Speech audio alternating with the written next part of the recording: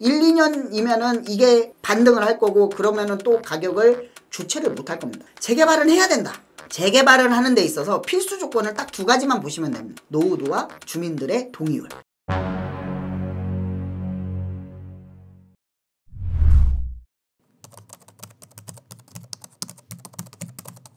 안녕하세요. 반갑습니다. 이충민입니다. 오늘은 재개발에 대해서 좀 얘기를 해볼까 합니다. 웬 또 뜬금없이 재개발이냐, 부동산 가격도 올리려고 하느냐, 뭐 제2의 영끌 오적이냐라는 댓글도 있더라고요. 저는 그렇게 뭐 그런 뜻으로 이렇게 말씀을 드리는 건 아니고요.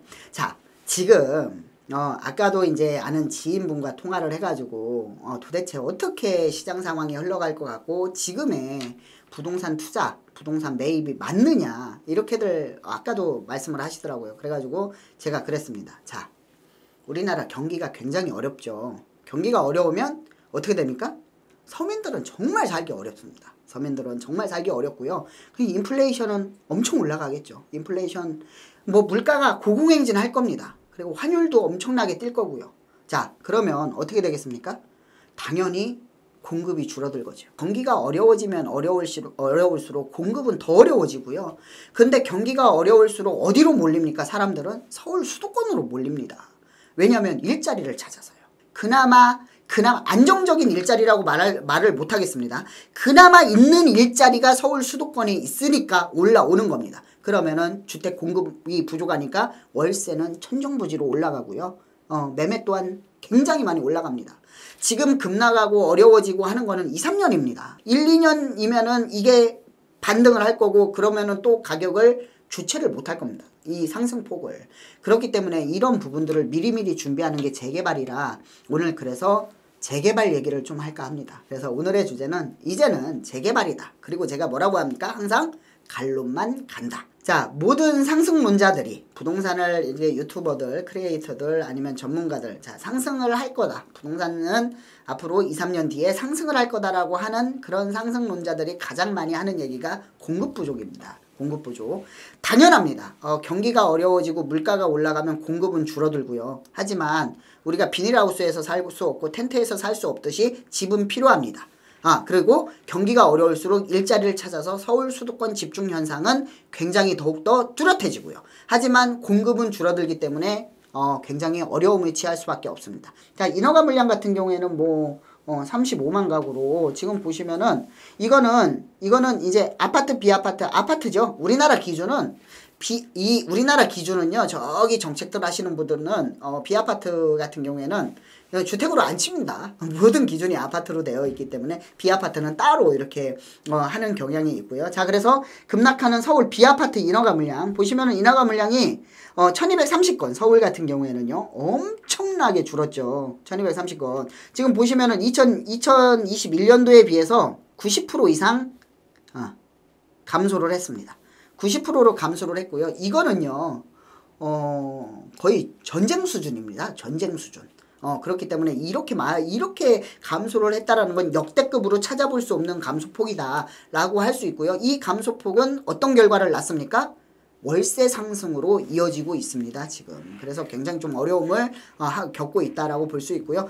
자, 이게 보시면은 이제 문제는 이제 비아파트의 공급은 90% 이상 감소를 했습니다. 3년 대비 90% 이상 3년 전 대비 90% 이상 감소를 했는데 이거 아파트 또한 마찬가지입니다. 아파트도 지금 이제 추가 부담금 문제 때문에 재건축이나 재개발이 굉장히 어려움을 겪고 있죠. 그래서 뭐 조합 해산이라든가 아니면 시공사 선정했다가 또 계약 해지라든가 이런 여러 가지의 절차적인 문제, 그다음에 추진하는 팀과 비대위 팀이 서로의 소송전을 통해서 사업을 방해하고 거기에 대한 또 기회비용이 굉장히 많이 들어가고 있는 지금 상황에서 일련의 상황에서 봤을 때 아파트도 당분간은 공급이 확대되는 것은 굉장히 좀 어려움에 취할 수밖에 없다. 공급 확대는 좀 많이 어려울 것이다. 당분간은. 그렇기 때문에 자, 신축 공급 뚝 끊기나 전국 아파트 물량이 전망지수가 석 달 연속 내리막길입니다. 그러니까 계속해서 주연산에서 1월 아파트 분양 전망 지수를 발표를 했는데 수도권 비수도권 모두 하락했다. 하지만 서울만큼은 전월과 유사한 수치를 보여준다라고 볼 수 있고요. 이게 무슨 얘기냐면 이제 분양 물량이 없어진다라고 볼 수 있습니다. 공급이 그러니까 말 그대로 비아파트건 아파트건 공급 자체가 지금 굉장히 쪼그라들고 있다. 이렇게 말씀드릴 수 있습니다. 아파트가 그만큼 부족하고 공급이 부족하면 어떻게 하겠습니까?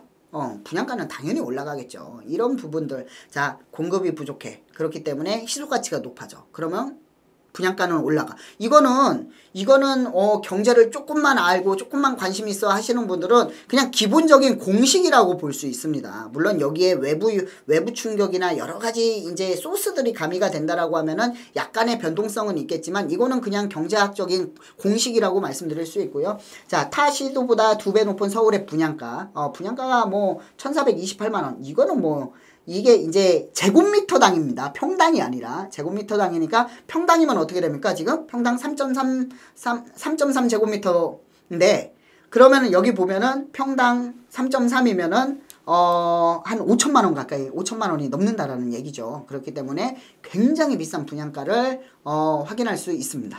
자, 그렇기 때문에 이제 그 분양 물량은 점점 더 줄어들고 희소가치가 높아지니까 어떡합니까? 당첨은 돼야 되겠는데 이제 불법과 편법이 만행을 하게 되겠죠. 그러다 보니까 이제 대거 부정 청약이 적발이 됩니다. 그래서 뭐 이제 원래는 이제 부양가족이 많으면 이제 가점이 높아지니까 이제 뭐 장인어른, 장모님, 뭐 노부모들 다 같이 살지도 않는데 전입해서 밑에 부양가족으로 이제 등록을 해놓고 하면 이제 청약 가점이 높아지고 하니까 하지만 나중에 조사하니까 어떻게 됩니까? 다들 전부 다 청약 취소되고 청약 당첨 취소되고 그렇기 때문에 이게 부작용이라고 볼 수 있습니다. 이게 굉장히 큰 부작용이고요. 그래서 이런 부분들을 좀 이제 재건축이라든가 재개발을 좀 활성화시켜가지고 좀 공급 부족한 현상을 로또 분양이 아닌 그래도 이제 중산층 이상 정도면은 누구나 분양을 받아서 좀 편안하게 거주할 수 있는 이런 여건들 만들어줘야 되는 게 정부의 역할이고 서울시의 역할이겠죠. 그렇기 때문에 이런 부분들을 조금 활성화시키는 게 이제 재건축 기간 단축이라든가 이제 여러 가지 요건들을 완화하는 이런 법안들이 계속해서 이제 시도를 하고 통과를 하고 또 시행을 하고 이런 절차적인 간소화를 계속 진행을 하고 있다. 이렇게 말씀드리고 있습니다. 자, 정말 이상하죠.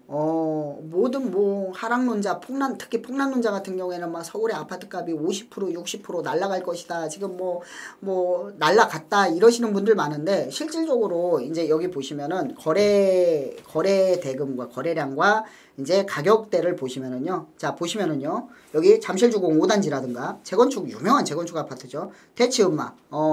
대치음마, 압구정 현대, 그 다음에 잠실주공 5단지. 이 뭐 재건축의 3대장이죠. 3대장. 그렇기 때문에 시범 아파트도 마찬가지고요. 보시면은 전 고점 대비 전부 다 돌파를 했고요. 그래서 오히려 하락 거래가 없고 상승 거래만 있다라는 모습. 그러니까 점점 더 빈부의 격차는 벌어지고 양극화는 심해지고 있다. 이런 모습을 실질 데이터, 통계를 통해서 확인하실 수 있습니다. 자, 그래서 얼마 전에 이제 제가 영상을 찍어서 올렸는데 분명히 얘기했죠. 이제 규제철폐, 오세훈표 규제철폐 1, 2, 3, 4, 5 거기에서 이제 고도 제한을 완화하고 그 다음에 비율적으로 적용을 해서 용적률 인센티브를 주지만 다 못 찾는 거에 대한 비율적으로 완화를 해주겠다. 굉장히 큰 혜택이다 라고 규제 3호, 규제철폐 3호를 제가 디테일하게 꼼꼼하게 설명을 드렸습니다. 그림까지 못 그리는 그림까지 막 설명을 해가면서 자, 그게 무엇이냐면 자, 이제 재개발을 좀 더 활성화를 시키겠다. 용적률 인센티브를 조금 더 현실적으로 줘가지고 무조건 일괄 적용하는 게 아니라 공공기여도를 많이 이제 무조건 10%를 하는 게 아니라 공공기여도를 그만큼 받는 만큼 비례해서 하겠다라고 발표를 했기 때문에 굉장히 큰 혜택이다라고 볼 수 있고요. 그만큼 서울시에서는 굉장히 재개발에 대해 목숨 건다라고 말씀드릴 수 있습니다. 이 부분에 대해서는 뭐 신속통합기획구역이다. 그리고 이제 조금 있으면 해제가 될 것 같죠. 이제 토지거래 허가 구역, 이제 뭐 이렇게 뭐 청담이라든가 삼성이라든가 이런 뭐 잠실이라든가 이런 지역들 구역적으로 우리가 지금 전체 구가 이제 토지거래 허가가 묶인 게 아니라 지역적으로 동별로 묶여 있다라고 볼 수 있는데 자, 이런 지역들이 토지거래 허가구역이 해지가 될 것으로 보고 있고요. 그리고 이런 부분들에 있어서 이제 재개발을 하는 부분들에 있어서 이 형평성에 안 맞는 부분들을 완화를 하거나 아니면 폐지를 해가지고 조금 더 재개발이 활성화될 수 있고 조금 더 고도의 집약적인 개발을 할 수 있게끔 이렇게 서울시에서도 적극 노력하는 모습을 볼 수 있는데 하지만 오세훈 시장이 아니더라도 서울시 재개발은 꼭 필요합니다. 이 부분은요, 저를 포함한 대부분 전문가들이 다 동의하는, 이렇게 동의하는 부분이고요. 이 부분에 대해서 왜 재개발이 필요하냐? 결국은 중산층이야 서민들을 위한 겁니다. 물론 재개발 쫓겨나가지고 뭐 이렇게 원주민 정착률이 외국 유럽 선진국보다야 낮지만 그래도 재개발을 함으로써 삶의 질이 좋아지고 주택 공급이 늘어난다라고 하면은 주택 가격 안정화에 충분한 역할을 할 수 있을 거라는 게 다수의 의견이다라고 말씀드리겠습니다. 자, 그래서 지금 서울시에서 제가 뭐 많은 얘기들을 했지만 이제 그냥 팩트는 그겁니다. 다 정리하고 재개발은 해야 된다. 왜냐면은 뭐 서로 반대도 있고 여러 가지 의견들이 분분하고 추진하는 쪽, 비대위 쪽 이렇게 얘기를 하지만 그래도 합의점을 찾아서 재개발을 추진해야 미래 세대도 그렇고 이런 부분들이 주택의 공급이 안정화가 돼야 집값의 뭐 대폭 상승하는 거, 단기적인 급등 뭐 이런 부분들을 좀 막을 수 있다라고 말씀드릴 수 있고요. 이 서울의 재개발과 3기 신도시의 이런 신도시의 개발은 좀 빠르게 신속하게 추진이 될 것으로 예상을 하고 있고요. 그래서 이런 부동산에 관심이 있으신 분들은 재개발에 대한 관심을 꾸준히 가지셔야 됩니다. 공부도 많이 하셔야 되고요. 자, 그래서 나는 그래 관심 있어. 뭐 재개발 다 좋아. 빌라 투자도 관심 있고 내가 여기서 이제 뭐 내가 하나 사놔서 아파트에 못 들어가더라도 내 자식들한테 물려주고 내 자식들은 들어가도 돼. 이 재개발이 꿈이야. 라고 하시는 분들을 위해서 아무 재개발이나 투자를 할 수는 없겠죠. 가능성 있는 지역, 조금 더 안전한 지역, 조금 더 사업성이 높은 지역 이런 부분들을 좀 선택을 하셔야 됩니다. 자, 한번 살펴보면은요. 속도가 빠르게 진행되는 데를 선택해야 됩니다. 자, 속도가 빠르게 진행된다라고 하는 것은 어떻게 판단하냐면 주민 설명회라든가 이런 부분들 주변에 이제 이런 부분들을 추진하는 추진위원이라든가 이런 부분들을 좀 찾아가면 여기에 반대파라든가 이런 지역 이런 내용들을 정확히 들을 수 있기 때문에 한번 이런 부분들을 좀 파악하시는 게 중요하고요. 입지 좋은 초기 재개발지 선택. 자, 입지 좋은 초기 재개발지. 자, 재개발은요. 그래도 서울시의 재개발은 어떻게 됩니까? 물론 서울시 아파트도 마찬가지죠. 서울 도심권, 강남권 인접, 용산 이런 지역들이 아파트가 제일 비싸듯이 재개발 가능성이 있는 이런 지역들의 빌라가 제일 비쌉니다. 자, 그러면 어떻게 되겠습니까? 목돈이 많이 묶이겠죠. 그렇기 때문에 항상 입지가 좋으면 내가 장기적으로 돈이 묶인다라고 하더라도 황금성이 뛰어납니다. 황금성이 뛰어나고요. 그 다음에 여기에서 임대료가 계속 상승을 하겠죠. 물가가 올라가는 만큼 이상으로. 그렇기 때문에 어느 정도 투자금을 내가 꾸준히 회수가 가능합니다. 재개발이 꼭 안 되더라도. 그래서 이런 부분들을 좀 꼼꼼하게 살펴볼 필요가 있고요. 자, 그리고 외곽으로 나가면 나갈수록 투자금은 저렴해집니다. 하지만 황금성은 조금 제가 반대로 말씀드리면 황금성은 조금 떨어질 것이고요. 그만큼 이제 시세 상승이나 투자금 회수는 조금 더 더디거나 위험성이 커질 것입니다. 자, 이런 부분들을 좀 정확히 파악할 필요가 있고요. 자, 신통기획, 모아타운, 역세권 활성화 등 재개발 단계에 진입하는 게 좀 중요하다. 자, 우리가 재개발은 여러 가지 법적 절차가 있습니다. 특히 뭐 신통 같은 경우에는 후보지 지정부터 해서 구역 지정, 그 다음에 뭐 조합 설립, 뭐 사업 시행인가 관리 처분, 뭐 쭉 많은 절차가 있습니다. 자, 그래서 안전하면 안전할수록 이 절차가 많이 진행되면 진행될수록 안전하겠죠. 하지만 초기 투자금이 많이 들 것입니다. 하지만 만약에 이 가능성이 있는 지역들이 여러 지역들이 있습니다. 서울시에는요, 지금 700군데가 넘는 재개발이 있습니다.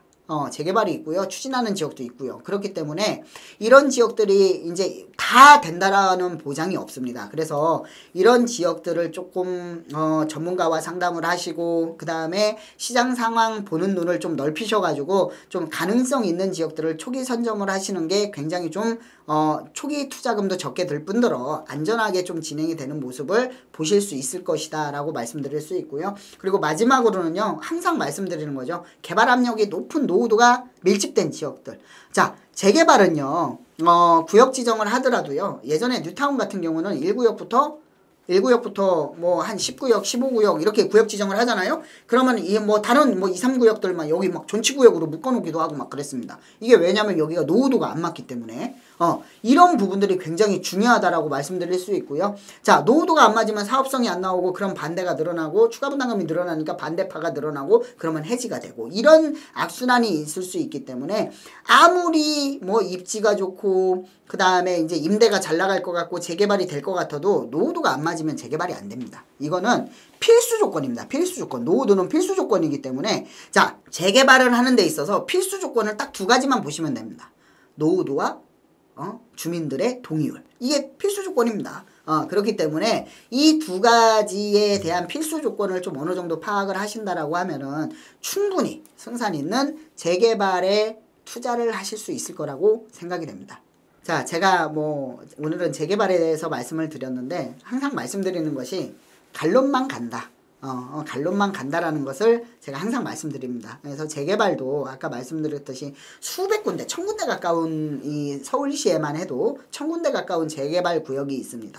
이게 전부 다 갈 것 같지는 않습니다. 저도 뭐 제가 봤을 때도 시장에 돌아보면은 이 지역은 갈 것이다, 이 지역은 안 갈 것이다, 이런 지역들이 어느 정도 판단이 되기 때문에 자, 이런 재개발 투자 같은 경우에는 굉장히 좀 고도의 투자 노하우가 필요하다라고 말씀드릴 수 있고요. 이런 재개발을 투자하실 때는 전문가의 도움을 받는 것은 왜냐면은 본인이 모든 걸 다 잘할 수는 없습니다. 그러니까 전문가가 필요한 거고요. 이런 분석이라든가 이런 투자 가치라든가 이런 부분들은 훨씬 더 이쪽에 몸담고 있는 그런 분들이 훨씬 더 많이 알고 있기 때문에 평가 자체, 판단 자체가 훨씬 더 100% 정확하진 않지만 근접할 수 있는 확률은 더 높다라고 이건 확실하게 말씀드릴 수 있습니다. 그래서 오늘은 재개발에 대해서 좀 말씀을 드렸고요. 그렇기 때문에 지금 뭐 B아파트의 재개발 지역의 B아파트 투자에 있어서는 사실 최적기라고 볼 수 있고요. 그렇기 때문에 항상 이런 부분들을 시장 상황을 살피면서 투자의 최대의 찬스를